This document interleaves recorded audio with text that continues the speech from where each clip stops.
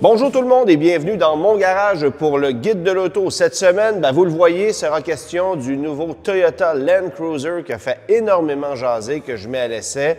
On reviendra aussi sur un premier VUS Genesis vendu au-delà des 100 000 $. Mais d'abord, réponse à la question de la semaine dernière. Quel était le véhicule qui a remplacé le Cherokee de 2002 à 2012 sur le marché canadien? Bien, la réponse, c'était le Jeep Liberty. Et ironiquement, on a vendu le Liberty sur le marché européen sous le nom de Cherokee, mais les stratèges de Jeep avaient eu la bonne idée, ou devrais-je dire la mauvaise idée, de remplacer le nom Cherokee par le nom Liberty durant une décennie.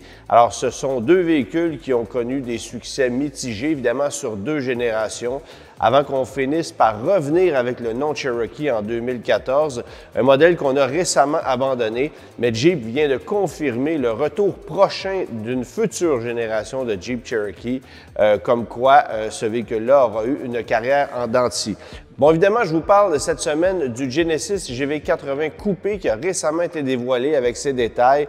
Moteur V6 surcompressé qui est une mécanique de prédilection chez Genesis, très performant. La même motorisation qu'on va retrouver sous le capot de la G90, la grosse berline de luxe. C'est une mécanique franchement intéressante, mais le véhicule est vendu à un prix de 104 000 $. La particularité, c'est qu'il n'y a pas de frais de transport préparation et ça comprend également les jantes et les pneus d'hiver puisque le véhicule est livré de série sur du 22 pouces et qu'on va vouloir réduire la taille des roues durant l'hiver. Alors, Genesis Canada a cru bon d'offrir de série un deuxième jeu de roues et de pneus d'hiver, et ce qui explique la facture qui dépasse le seuil psychologique des 100 000 $. Et en raison de ça, le véhicule devra s'accompagner d'une petite taxe de luxe qui représente 20 du 4 000 $, donc du montant dépassant le seuil des 100 000 $. Taxe qu'on n'aurait pas eu à payer si on avait vendu le véhicule sous la barre des 100 000 en ne proposant pas, par exemple, les jantes et les pneus de série. Alors, une stratégie qui coûte quelques centaines de dollars en taxes, mais qui est une formule tout inclus chez Genesis et on aime ça faire les choses différemment chez ce constructeur qui a vendu un peu plus de 6 600 véhicules en 2023. On a dépassé les ventes d'Infiniti, on est nez à nez avec Lincoln et on cherche à aller chercher des parts de marché, bien sûr. Un peu de difficulté du côté des électriques qui ne sont pas admissibles au crédit, alors ça se vend au compte-gouttes, les électriques chez Genesis. Je vous parle brièvement du Hyundai Santa Fe hybride que j'ai pu mettre à l'essai également un peu plus tôt cette semaine. Un véhicule qui m'a beaucoup plus impressionné que la version à essence, moteur 2.5 litres turbo qui est jumelé à une boîte séquentielle à double embrayage mal adaptée. Consommation qui avoisine les 10 litres 5 au 100 jusqu'à 11 litres au 100. Alors, ce n'était pas nécessairement convaincant sur le plan mécanique, bien que la puissance est au rendez-vous. J'ai aussi une bonne mention pour la version XRT qui est à saveur un peu plus aventurière, pouvant remorquer 4 500 livres. Alors ça, c'est un point intéressant, mais avec le moteur à essence. Tandis que l'hybride, là, on est à une consommation moyenne combinée de 7 litres au 100. Alors, c'est franchement impressionnant pour un véhicule qui a 3 rangées de sièges de catégorie intermédiaire. Il faut le qualifier comme ça aujourd'hui. Un véhicule que je comparerais directement avec le Toyota Highlander hybride, mais qui, à équipement équivalent, se vend facilement 6 ou 7 000 $ de moins. En fait, l'entrée de gamme dans le Highlander est à 53 000 $, évidemment avec la motorisation hybride, alors qu'une version Trend qui est beaucoup mieux équipée du côté de chez Hyundai se vend autour de 48 000 $ en incluant les frais de transport préparation. Alors, c'est un véhicule franchement convaincant, beaucoup d'espace, très confortable, ultra silencieux, avec cet avantage d'une garantie de 2 ans supérieure à Toyota. Et il n'y a pas beaucoup de véhicules en compétition avec le Santa Fe hybride, bien sûr, si on fait fi du Highlander hybride qui est plus cher, parce que les hybrides dans ce segment-là se font quand même rares. Ce qui est dommage, c'est qu'on a abandonné, bien sûr, l'hybride rechargeable du côté de la famille Hyundai Santa Fe. Ça ne reviendra pas non plus. Hyundai a décidé de prendre une direction qui est différente, c'est-à-dire de se concentrer sur les moteurs à essence ou hybride traditionnels ou vers l'électrique carrément. On devrait d'ailleurs dévoiler prochainement ce qu'on imagine deviendra l'Ioniq 7, donc un VUS à 3 rangées de sièges comparable au Kia EV9, qui aura aussi pour compétition le VinFast VF9, qui est l'autre véhicule dans ce segment. Mais il n'y aura pas de VUS à 3 rangées de sièges hybride rechargeable du côté de chez Hyundai. Attendez-vous d'ailleurs à ce que le Tucson hybride rechargeable disparaisse éventuellement du marché. Et remarquez, pour ceux qui veulent avoir un hybride rechargeable dans ce segment actuellement, il y a toujours la possibilité de mettre la main, bien sûr, sur le Sorento hybride rechargeable.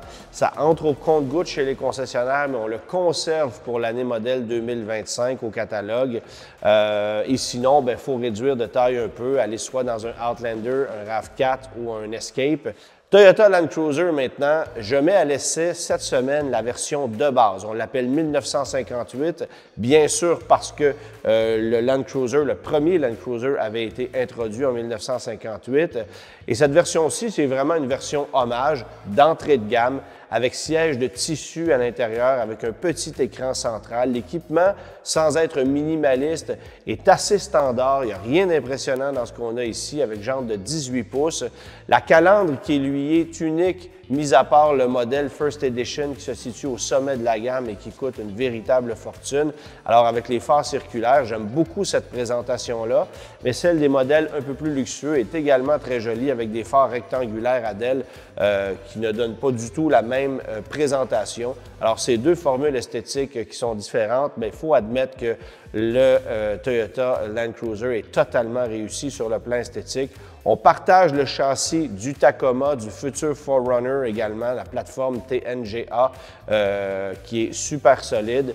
Sous le capot, la distinction évidemment avec le Lexus GX, c'est le fait qu'on tasse le moteur V6 pour remplacer ça par un 4 cylindres turbo-compressé avec hybridation.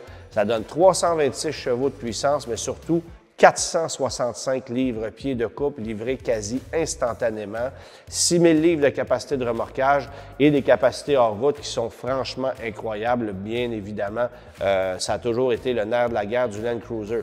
Et il faut savoir que le Toyota Land Cruiser a été absent du marché canadien pendant très longtemps, mais a été commercialisé sur le marché américain jusqu'en 2021. Donc, si chez nous, ça évoque des souvenirs très lointains, pour les Américains, c'est un nom qui a toujours rayonné.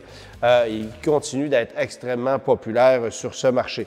Le véhicule qui est ici, c'est 72 241 $, encore une fois avec un équipement relativement de base.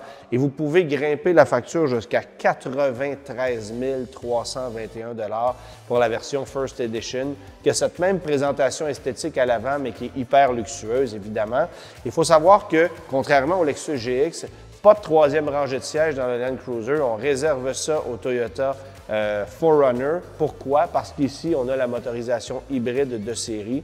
Et ça fait en sorte qu'on ne peut pas positionner de banquette à la troisième rangée parce qu'il y a un espace dédié pour la batterie du véhicule qui se situe sous le plancher du coffre. Un véhicule franchement impressionnant. Malheureusement, ça sera offert au compte-gouttes. Et évidemment, l'épine dans le pied, c'est que c'est un véhicule extrêmement coûteux. Et d'ailleurs, la question de la semaine concerne le Toyota Land Cruiser. En quelle année a-t-on cessé la commercialisation du Land Cruiser sur le marché canadien, lui qui a poursuivi sa carrière jusqu'en 2021 sur le marché américain? Réponse la semaine prochaine.